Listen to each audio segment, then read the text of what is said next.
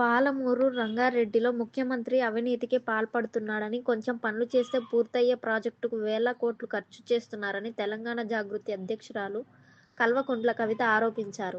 జాగృతి జనం బాటలో భాగంగా కవిత నాగర్ కర్నూల్ జిల్లాలో పర్యటించారు. ఈ సందర్భంగా ఏర్పాటు చేసిన మీడియా సమావేశంలో ఆమె మాట్లాడారు. కాళేశ్వరం ప్రాజెక్టు మాదిరిగా పాలమూరు రంగారెడ్డిని పరుగులు పెట్టించలేకపోయారని, ఫలితంగా మనం 90 టీఎంసీల నీటి వాటాపై హక్కు పొందలేకపోయామన్నారు. వరద నీళ్లు ఆపుకుంటూ మంటూ ఏపీ నల్లమల్ల సాగర్ కడుతోంది. దాని ద్వారా మనకు అన్యాయం జరుగుతోంది. ఏపీ కడుతున్నట్లే తెలంగాణ ప్రభుత్వం కూడా ఒక కొత్త ప్రాజెక్టు కట్టాలి. పాలమూరు రంగారెడ్డికి నీటి సోర్స్ను శ్రీశైలం నుంచి తీసుకోవడం అంటే శాశ్వతంగా జల వివాదానికి తెరలేపినట్లేనని కవిత అన్నారు. వట్టెం రిజర్వాయర్లు నల్లమట్టి కోసం తీసుకున్న 900 ఎకరాల కాంట్రాక్టర్ల చేతిలో ఉన్నాయన్నారు.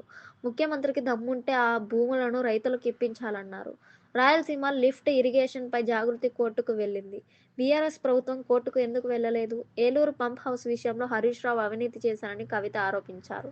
జాగృతి జనం బాటలో భాగంగా నాగర్ కర్నూల్ జిల్లాకు వచ్చాం. మొత్తం రాష్ట్ర వ్యాప్తంగా 33 జిల్లాలు తిరుగుతూ క్షేత్రస్థాయిలో పరిస్థితులను పర్యవేక్షిస్తున్నామన్నారు. ప్రజల సమస్యలు తెలుసుకొని ప్రభుత్వాలపై ఒత్తిడి పెంచుతున్నాం. దీర్ఘకాలికంగా ఉన్న సమస్యలపై పోరాటాలు చేసే విధంగా ప్రయత్నం చేస్తున్నామని వివరించారు. ఇక నాగర్ కర్నూల్ గురించి మాట్లాడితే 1904 నుంచి కూడా ఇక్కడ రైలు కూత వినబడలేదు. గద్వాల మాచర్ల రైల్ లైన్ను ఇప్పటి వరకు పూర్తి చేయలేదు. ఇక్కడి ఎంపీ గారు ఆ ప్రాజెక్టును పూర్తి చేయించే బాధ్యత తీసుకోవాలి. తెలంగాణ వచ్చిన 12 ఏళ్ల తర్వాత కూడా నాగర్ కర్నూల్కు రైలు రాకపోవడంతో దారుణమన్నారు.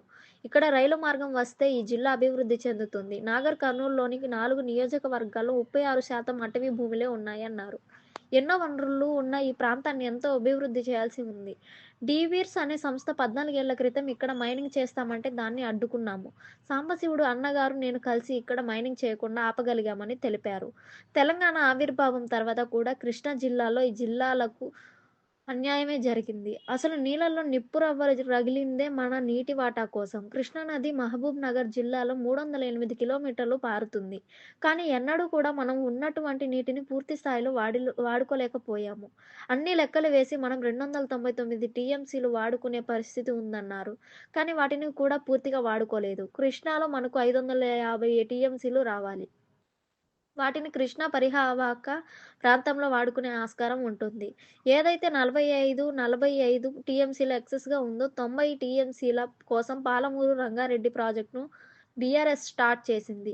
కానీ కాళేశ్వరం పరుగులు పెట్టినట్లు పాలమూరు రంగారెడ్డి పరుగులు పెట్టి ఉంటే రిజల్ట్ వేరే విధంగా ఉంటుండే.